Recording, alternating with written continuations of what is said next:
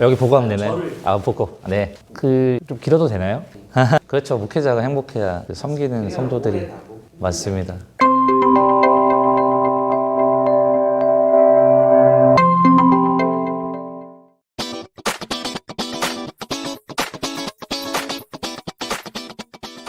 안녕하세요. 목사 허유빈입니다.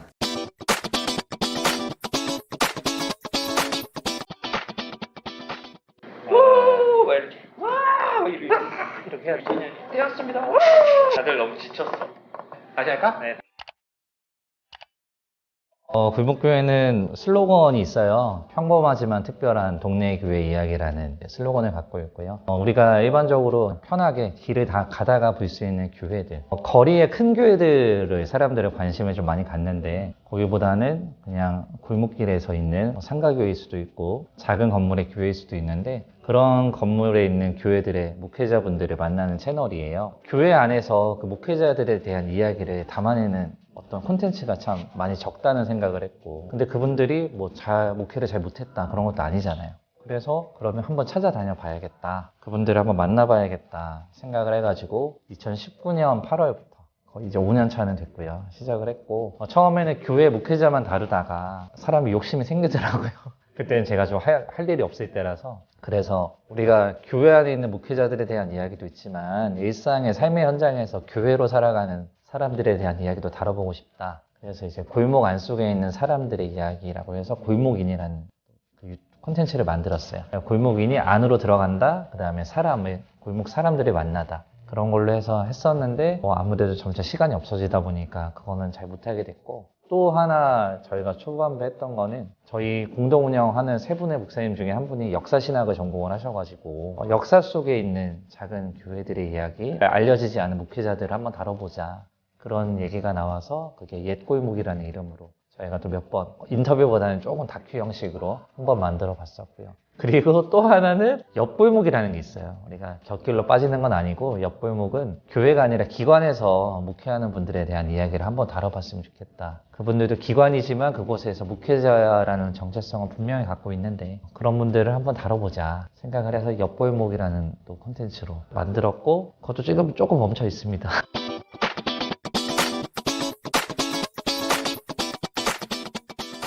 저는 다들 본인의 살아온 이야기가 있기 때문에 그런 게 다 가능할 것 같은데, 저는 제가 작은 교회 목회자의 자녀로 자랐어요. 원래 처음부터 아버지가 목회자는 아니셨고, 원래는 선생님이셨다가 제가 어느 날 아침부터 일어나면 아버지가 안 계셔가지고 어디 그렇게 왔다 갔다 하시나 했는데 신학대학원에 다니셨더라고요. 그래서 제가 8살, 9살부터 아버지께서 목회자 생활 시작하셨고, 지금 맡으신 교회는 1996년부터 하셨어요. 거의 30년 돼 가시는 거죠. 그때부터 이제 상가 교회로 시작을 하셨는데, 그 교회가 처음에는 거친 비탈길에, 오르막길에 지하에 있는 교회였어요. 그런 교회 시작을 해서 2층으로도 갔다가 6층으로 갔다가 지금은 3층에서 4층에서 목회를 하고 계신데, 제가 그 작은 교회를 찾아다니고 싶었던 건, 일단은 제가 가장 존경하는 목회자가, 누구는 이찬수 목사님이다 이렇게 말씀하실 텐데, 제가 가장 존경하는 목회자는 저희 아버지시거든요. 그런데 제가 가장 존경하는 목회자로서의 아버지에 대해서는 어느 누구도 이야기를 들어주지 않는 거죠. 제가 아버지께서 어떻게 설교 준비를 해오셨고 어떻게 목회자로 살아오셨는지에 대해서 거의 30년을 봐왔는데, 아버지에 대한 이야기는 어디에서도 다룰 수 없다. 그리고 이런 작은 교회 목회자들의 이야기는, 특히 지방에 있는 목회자들의 이야기는 더 다루기가 어렵겠다는 생각이 들었어요. 그런데 그 작은 교회 목회자라 그래서 앞서도 말씀드렸지만 그분들이 목회에 실패를 한 건 아니거든요. 왜냐하면 그분은 하나님의 소명을 따라서 그 지역의 교회로 가서 목회자로 살고 계신 건데, 정작 어떤 영상이나 아니면 언론에서 주목하는 것은 갑자기 성장한 교회, 저 교회는 왜 이렇게 빨리 성장을 했지, 왜 이렇게 건물을 크게 세웠지, 그런 이야기를 하는데, 그게 아니라 저는 묵묵히 목회하시는 저희 아버지 같은 분들이 많다고 생각을 했거든요. 그분들에 대한 이야기를 좀 다뤄보고 싶어가지고 제가 지역에 있는 작은 교회들, 약간의 명확한 규정은 있었어요. 처음에는 성인 성도 150명 미만의 교회, 서울권에서는 사실 되게 작은 교회고, 지방에서는 이제 어느 정도는 그래도 자립하는 교회이긴 한데, 그래도 어느 정도의 기준선은 있어야겠다 생각을 해가지고 150명 미만의 교회였고, 될 수 있으면 언론에 소개되지 않은 교회들을 찾아다녔어요. 그렇기 때문에 준비하는 과정도 힘들긴 하지만 이미 소개되어 있는 교회들은 보면 알 수 있잖아요. 하지만 소개되지 않은 교회들 중에도 좋은 교회가 너무 많고 그래서 그런 교회를 한번 찾아다녀보자 생각을 해서 지역의 작은 교회들을 찾아다니기 시작을 했어요.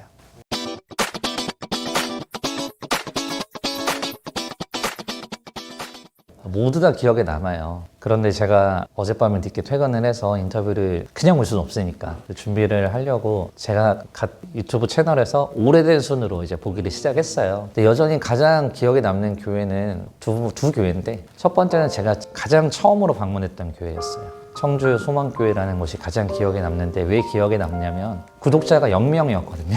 구독자가 없는 상태에서 이런 채널을 시작을 하려고 하는데 목사님 한번 섭외가 가능할까요? 라고 연락을 드렸는데 목사님께서 쑥스럽지만 알겠다. 좋은 뜻으로 알겠다고 수락을 해주셨었어요. 근데 갔는데 인터뷰도 너무 좋았고 제가 너무 살아있다고 느꼈는데 너무 기억에 남은 건 다 끝난 이후에 그 교회 사모님께서 집에 가서 쪄먹으러 고구마를 주셨어요. 그 주말 농장에서 지으신 거라고. 그게 너무나도 감동적이었고 그다음에 그 이후에 제가 어떤 간증 프로 나가서 어떤 무명의 분이 헌금을 주셔서 그 헌금을 연결해 줄 수 있어서 제가 그때 너무 좋은 기억으로 남아있고요. 또 하나의 교회는 사실 이 교회는 약간 번외였어요. 골목교회 기준은 넘었어요. 성인 성도가 150명은 넘었었는데 영락농인교회 김용익 목사님이라고 그러니까 농인이라고 하면 수어로 대화를 하시는 분이거든요. 근데 제가 그 교회를 가게 됐던 이유는 우리가 유튜브에 알고리즘에 은혜가 있다고 하잖아요. 알고리즘에서 어떤 찬양이라고 하면서 틀었는데 소리가 안 나는 거예요. 소리가 안 나서 뭐지? 이랬는데 알고 봤더니 농인교회 성가대가 수어로 찬양을 하는 거였어요.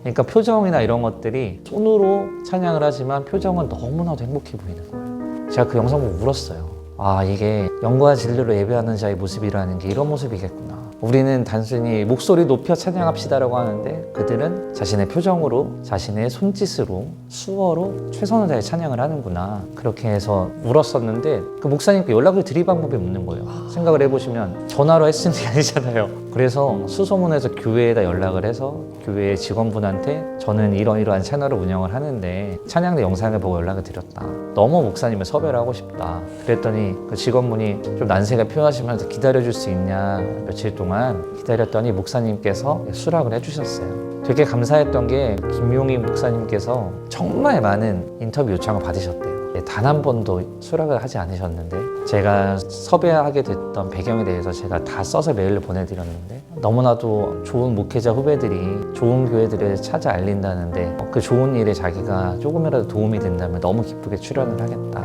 그렇게 답을 주셔가지고 저희가 촬영을 했었고요. 그 교회를 갔을 때 너무 기억에 남았던 건 이제 교회 안에 건물 안에 계시는 분들 중에서는 구어 우리가 말로 하는 언어를 사용하는 분은 그 목사님의 사모님밖에 계시지 않으셨어요. 근데 저희가 교회를 가려고 이제 촬영하려고 갔었어요. 근데 문을 열고 갔는데 아무 소리가 안 들리는 거예요. 어느 누구도 나오지도 않고 알고 봤더니 그 안에는 다 그 농인 성도님들이 계셔서 저희가 온 걸 몰랐다가 저희가 온 걸 보고 너무 반갑게 막 이렇게 해주시는 거예요. 그게 너무 많이 기억에 남았고 그 목사님하고 사모님께서 통역을 해주시면서 인터뷰를 하는데 그 목사님께서 제가 참 많이 기억에 남는 그 고백이 우리는 그 잘 듣는 목회자가 아니라 나는 잘 보는 목회자다. 그 얘기를 하셨을 때 목회자라는 것이 우리가 잘 듣는 것도 목회자지만 성도들의 필요 아니면 교회의 필요 그리고 사회적으로 소외된 사람들의 필요를 잘 볼 수 있는 것도 좋은 목회자의 조건이구나. 제가 그걸 배울 수 있어서 영락농인교회에 대한 기억이 너무나도 좋게 남아 있습니다.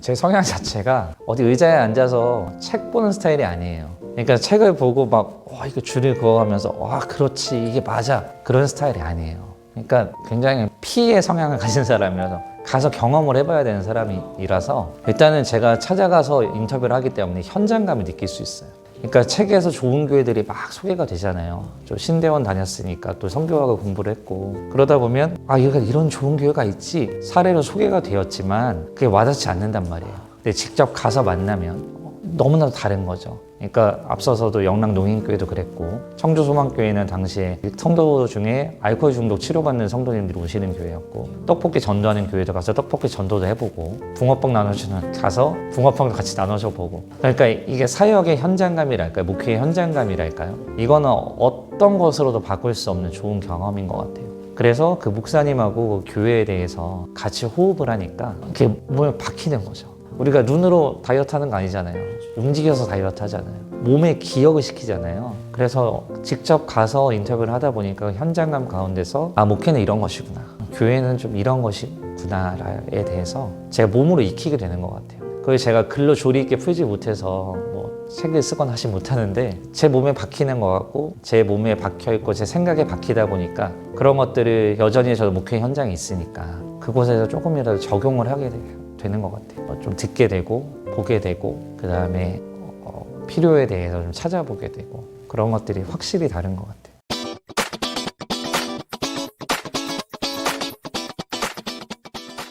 이거는 너무 상투적일 수 있는데요. 저는 목회자가 행복한 교회가 좋은 교회가 아닐까 생각을 해요. 제가 골목교회를 시작했던 때가 가장 행복하지 않을 때 시작을 했거든요. 교회란 무엇일까가 너무 궁금했었고 대체 목회란 무엇일까에 대해서 한없는 분노라기보다는 궁금증이 너무 많았어요. 그런데 제가 그 교회들을 찾아다니다 보니까 제가 발견했던 공통점은 목회자가 행복한 교회들이 그 함께하는 성도들도 행복하구나라는 걸 제가 크게 느꼈어요. 항상 교회를 다닐 때 모든 성도님들을 만날 수 있는 건 아니에요. 하지만 작은 교회 촬영을 온다고 하니까 신기해서 성도님들이 구경하러 오시는 경우들이 좀 많았거든요. 근데 그런 경우에 성도님들이 우리가 손님 왔을 때 어떤 가식적인 웃음이 아니라 진짜 행복하게 보시는 거예요. 그러니까 목회자분들이 성도를 바라볼 때, 성도분들이 목회자분을 바라볼 때 그 말로 표현할 수 없는 행복함, 찐 행복이라고 할까요? 그게 느껴질 때가 많았거든요. 그래서 저는 제가 기대하는 교회라면, 바라보는 교회라면, 좋은 교회라면 그 목회자가 행복하고 성도가 행복하는 교회가 좋은 교회가 아닐까, 저는 그런 생각을 좀 하게 됩니다.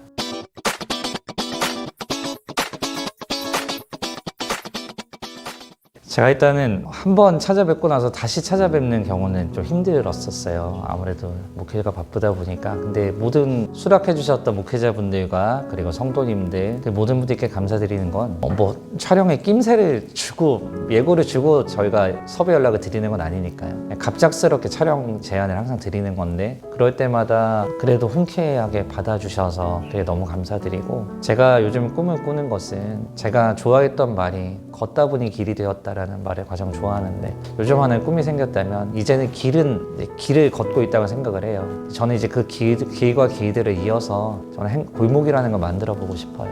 그 골목이라는 게 어떤 연합체가 될지 아니면 어떤 플랫폼이 될지 그런 건 잘 모르겠지만 저는 여전히 계속 똑같은 길을 걸어가고 있을 테니 그 길에서 그 골목길을 같이 만들어 갔으면 좋겠고, 그 골목에서 만나서 우리가 행복한 목회, 행복한 교회에 대한 이야기를 같이 하면서 우리 하나님 나라를 향해서 걸어갔으면 좋겠습니다.